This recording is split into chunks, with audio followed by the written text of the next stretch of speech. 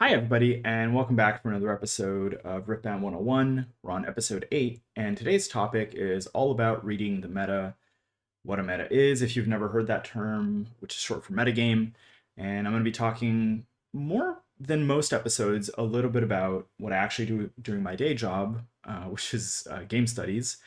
And then I'm going to be moving into Riftbound proper and how you can read the meta going into this month of Nexus Nights and the skirmishes. And if you are going to Houston, I imagine you're more prepped than I am right now, but this video should be useful for all of those kinds of events and the general slate of events that are coming up for the game over the next year. So, what I want to talk about is what a metagame is, levels of metagames, and especially like how things change. And then we're going to be moving into discussing quite quickly the meta decks, which I think are relatively well known at this point, as well as some recent responses and dark horse decks that you might be considering, and that have been also popping up over the last couple of weeks since SCG and the CCS events that happened in the US. So, metagaming and what a metagame is are terms that are used in general by gaming communities and have been for decades. Bullock and Lemieux in their 2017 book, Metagaming, actually tried to pin down some definitions and some case studies for understanding what we mean by the term and how you can think through it. And the general consensus is that the term metagame comes from Richard Garfield, the original designer of Magic the Gathering, discussing how people engage with games like Dungeons and Dragons and Magic in the 1970s and the 1990s to sort of describe kind of like a game outside of the game, right? So in D&D, you're using outside of game knowledge to make decisions about how to play. But when you're talking about Magic or you're talking about modern card games, you are, producing a kind of policy for how you want to make decisions inside of the game on the basis of multiple games or what other people are saying. And so there's a first order game, which is Riftbound, and there's the metagame of Riftbound, which is figuring out how you're supposed to play the game.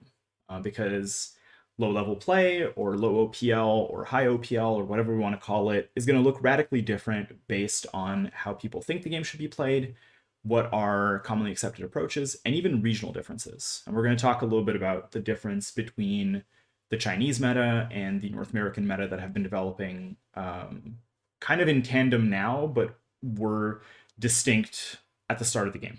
Well, for us, anyways. There are four. I'm not at the fourth version yet. So the formation of metagame really is something that you should consider as an external strategy that tells you how to play the game. And there are two aspects of this that I wanted to highlight. One is that metagames always evolve, right? Effectively, metagames only stop evolving in two cases. A game becomes inert, so it's like discontinued or dead, and therefore it can be solved. And even that can take a long time before a game is fully inert. Or a format becomes broken by the dominance of a deck. And I know there have been discussions whether Kaisa qualified for that. And for people who came from Legends of Runeterra, the Azir Irelia meta might, traumatize you still a couple years later. And for Magic, there's been metas around cards like Hogak or Flash Hulk, where the game becomes so broken that the company has to intervene, either banning cards or restricting them or printing errata or patching them out to sort of open up the game once again. I don't think that's the case for Riftbound, even though Kaisa is very dominant.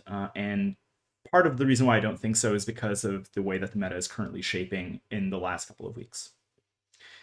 The other thing that I want to talk about is meta forecasting, which is the skill that a lot of players who are very good at events that happen, like a month after the release of a set turn out to be, which is how do you think that the meta is going to evolve, right? So we're going to talk about what the early stage of a meta is, like the incipient stage. But if you can figure out how a meta evolves over time, you're going to be incredibly well positioned to figure out ways to exploit it or to intervene or to even reshape it if you are one of the people who's competing at the highest level.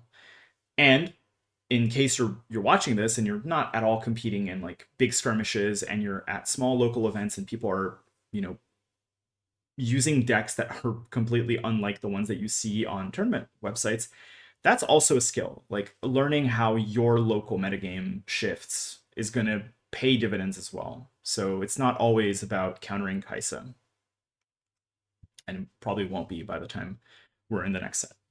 So what I wanted to talk about very quickly with the formation process is that there are four things that happen around, you know, shaping a metagame. And so one of the super easy ones to understand in terms of like how there's a game outside of Riftbound, it's, you know, the choice of decks. So what a player brings to the game, the equipment or the tools, what a player takes from the game. So prizes like monetary prizes, standing like tournament standings, and reputation among the community. So they become a voice.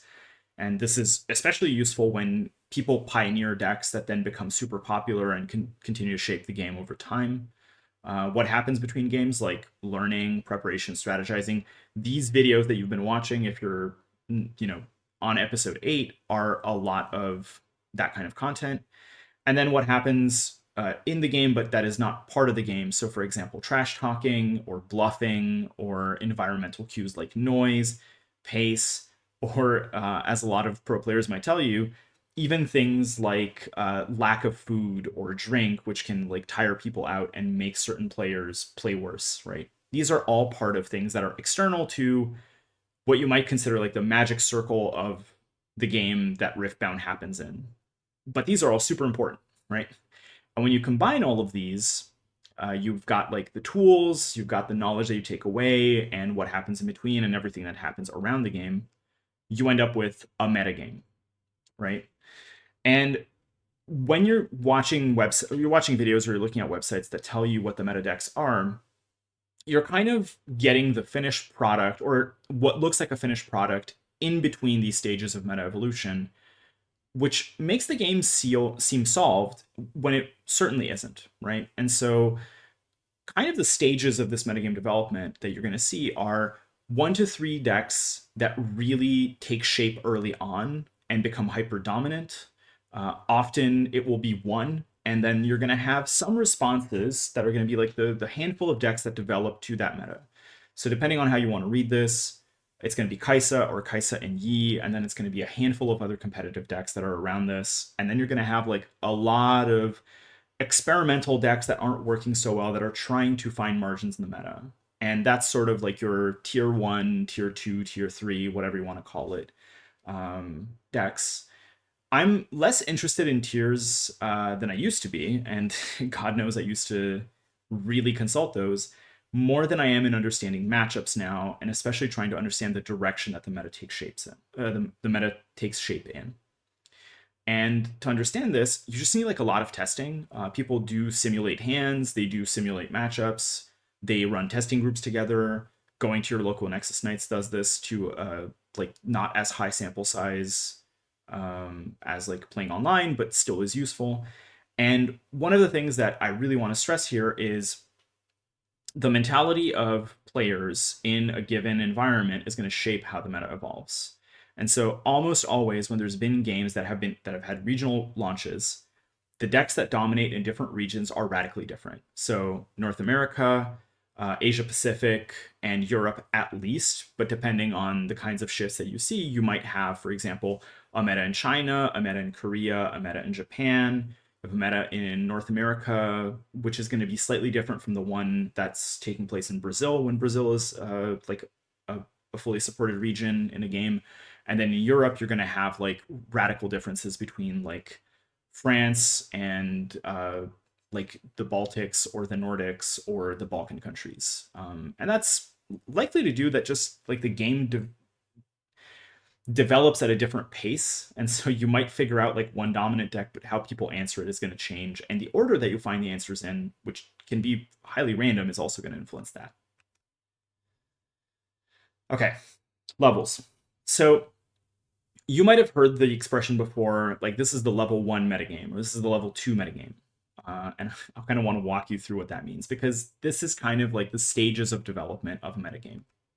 So when you hear the level 0 metagame, and I'm sure some of you are going to say, well, that's actually the level 1 metagame. I think the numbers we can fiddle around with, but the order of them is more important.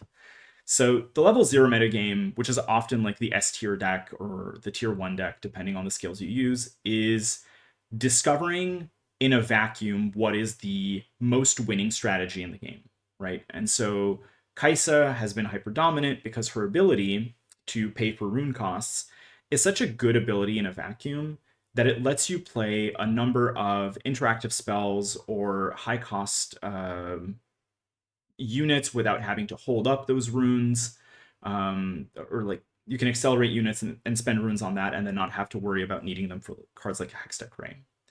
And when level 0 decks pop up, people are often super anxious about it because it's scary to see a deck that is taking up 30+% of the game share. And the general recommendation I've seen from pro players in my time for a variety of card games is if you are incredibly serious about the game, you should probably learn to play the deck, or at least play its direct counter if it exists, and then be prepared to play the mirror if you are on that deck. When you end up with a metagame where the level 0 deck effectively is like it's an aggressive deck, it's a controlling deck, it's kind of a combo deck, it plays all positions, all tempos, and has like no direct counter, that is like the telltale sign of a really broken ecosystem, which is why I think like Kaisa is probably overtuned, or at least there's a lack of answers to it right now, but I'm not sure that that will be the case come Spirit Forged.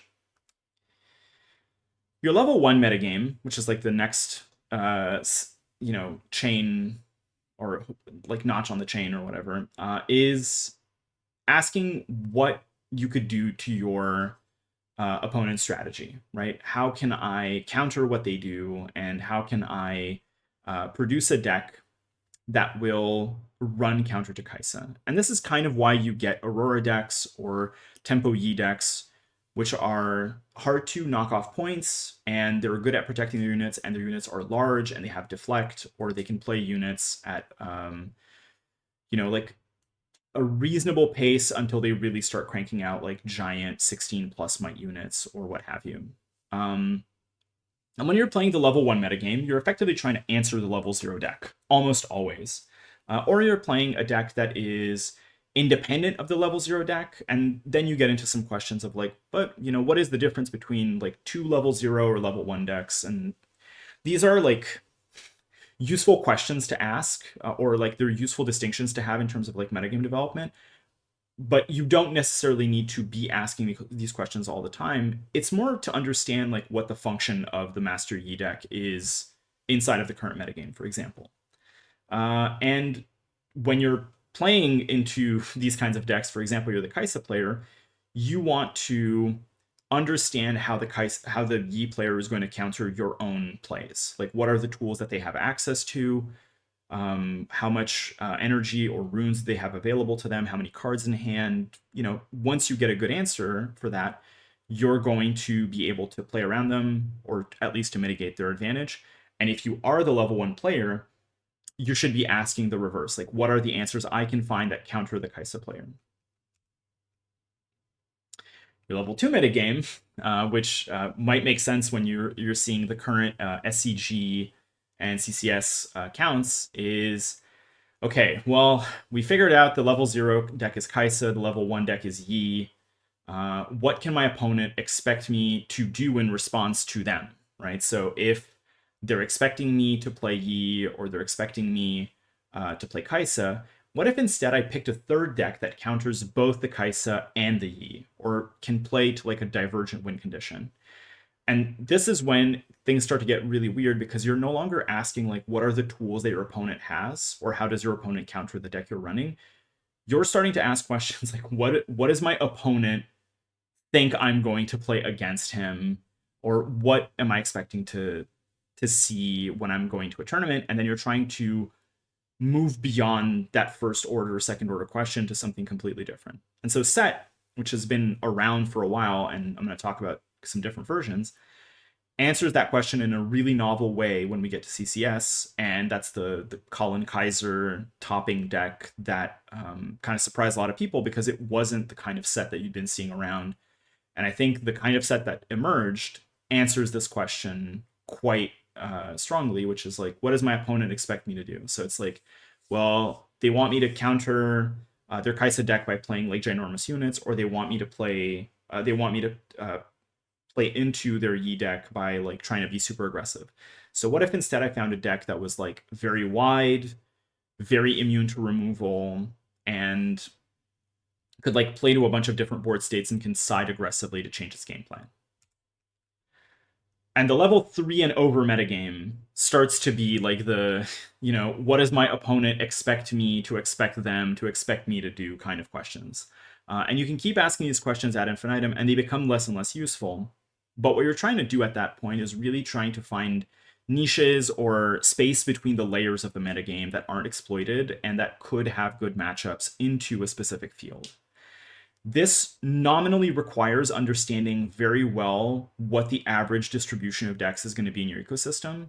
So for example, Annie does well into the current metagame of like Yi and Kai'Sa decks, but may not do so well into a like set heavy ecosystem.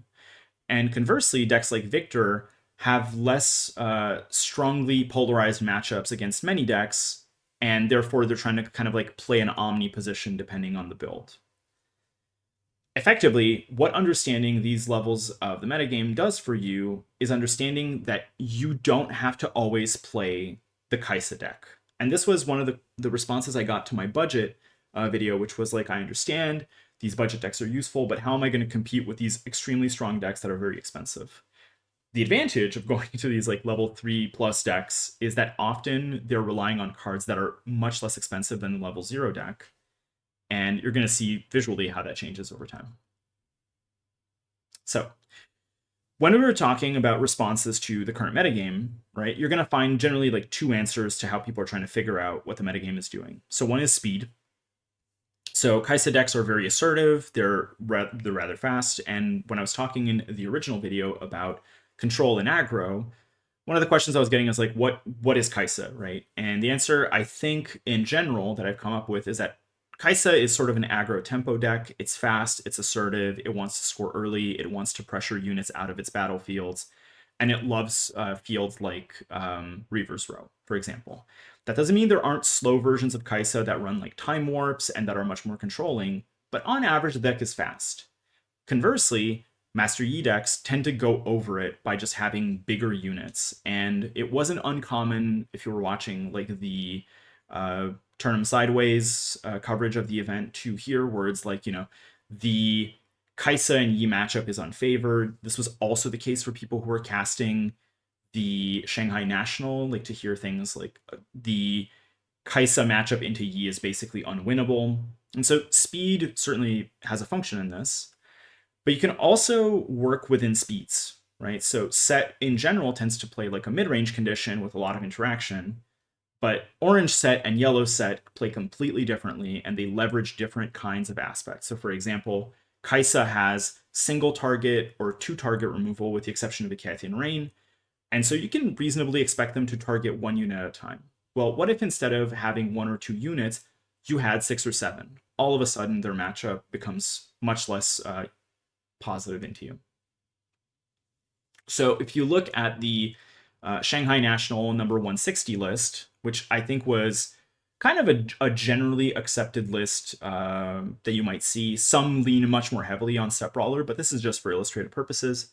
So you're running Set Brawler, you're running Showstoppers, you're running Sabotages, you're running Kianas and Fioras for the deflect, and you're running a lot of protection, a little bit of the Arena Bar, and you're running Set Kingpin, right? So this deck is kind of like your uncommitted mid-rangey center of the road list with a lot of like small units.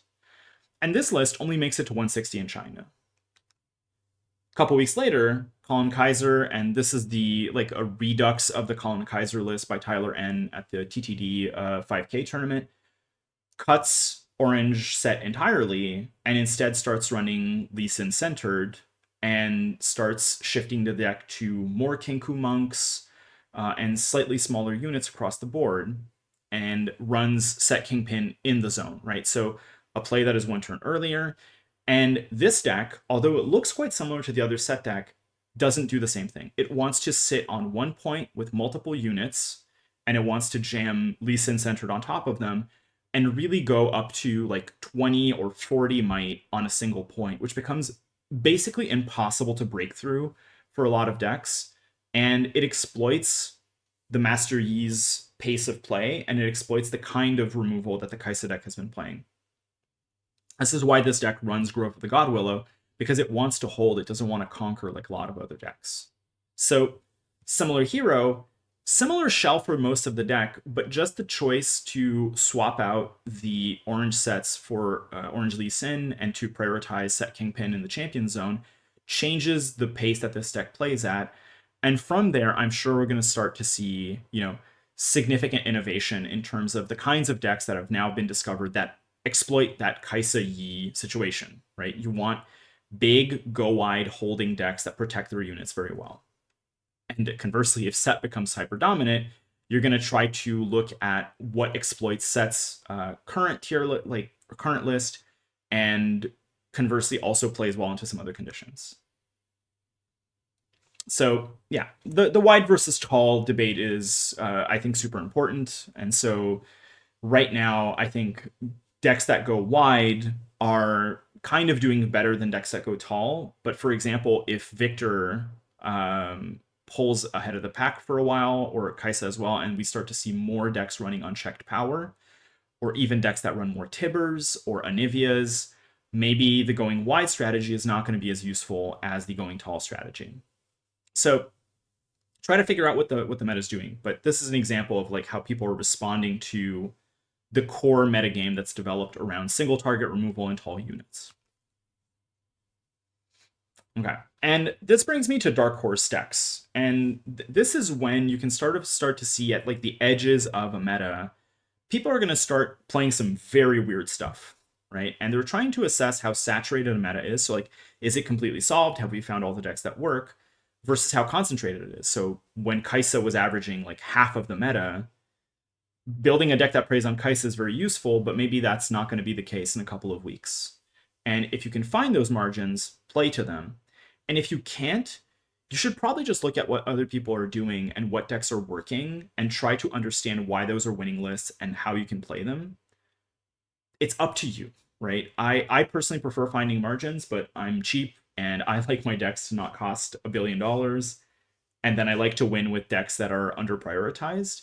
If I was playing much more seriously right now, there are no like big events coming up in Canada, then I might just be on Kaisa or be on a hyper like aggressive tempo E list.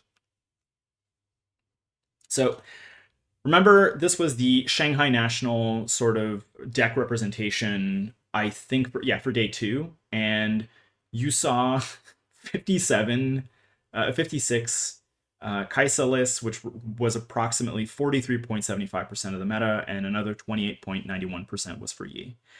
This was like brutal, right? This, for people who are starting to play the game, was a really scary sign that Kaisa was basically unbeatable. And in some of my early videos, I basically told people, hey, this is like a 2,000 people tournament. It's a lot of people, but it's certainly not like an open and shut case. And you were starting to see people like try to get in with Annie, try to get in with Teemo and with Set. And you saw some amount of other decks like Ari, Lee, and Yasuo.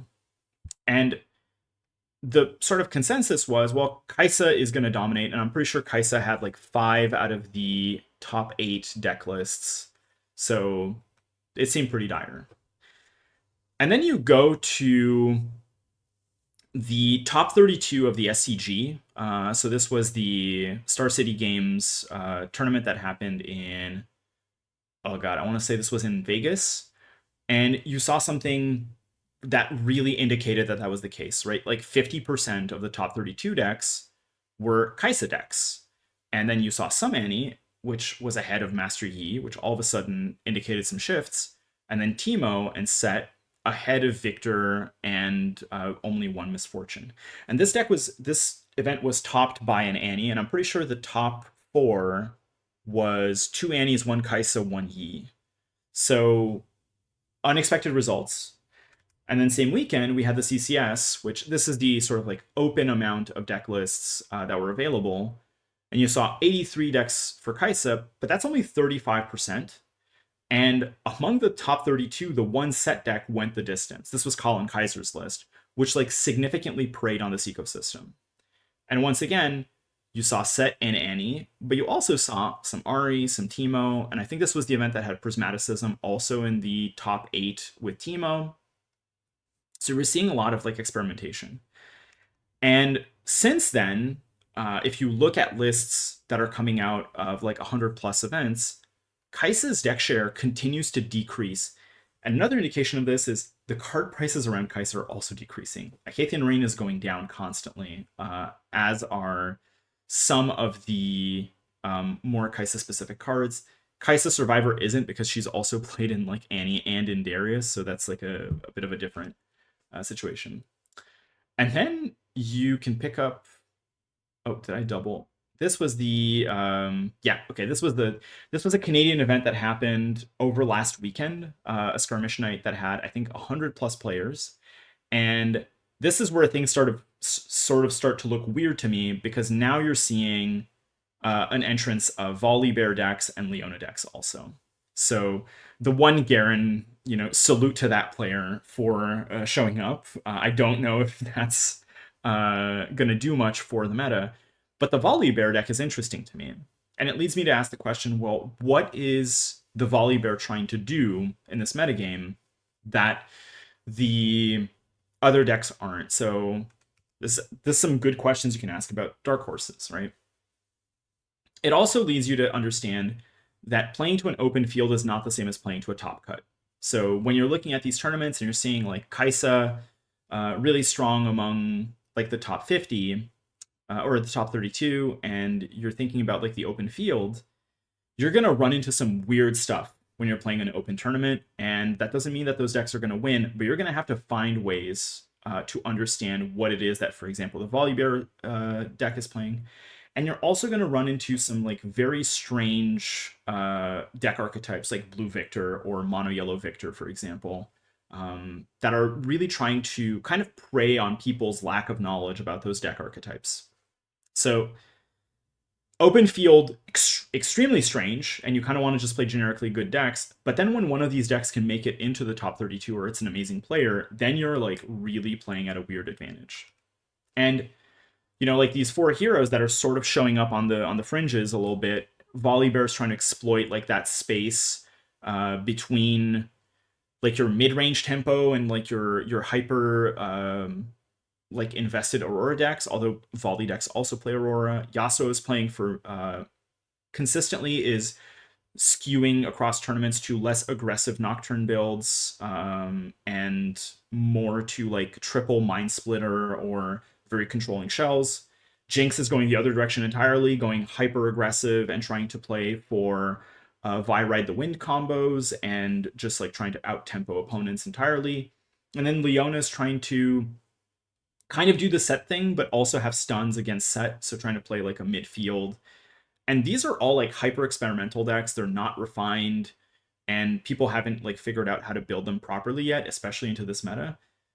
But the fact that I'm seeing like 7 Volibears show up in a 100-person tournament is kind of strange. I'll give you that. All this to say, you should be, if you're like trying to read the meta and you're thinking about these Nexus nights and these skirmish nights that are coming up, you should be very wary when you run into a deck that's unknown and really like take it seriously that somebody decided to show up and dedicate their time with, for example, Yasuo, or like a yellow Darius, which is what I'm going to be playing, and try to build into the meta, but like be aware that knowledge of the fact that Kai'Sa is strong does not mean that you will necessarily always be running into that deck, and also not that the deck is unbeatable. So I hope this is somewhat useful. Metagame theory is simultaneously like I think very empowering, but also kind of debilitating. If you understand how metas form, you can like make some personal choices that are going to advantage you in the long term.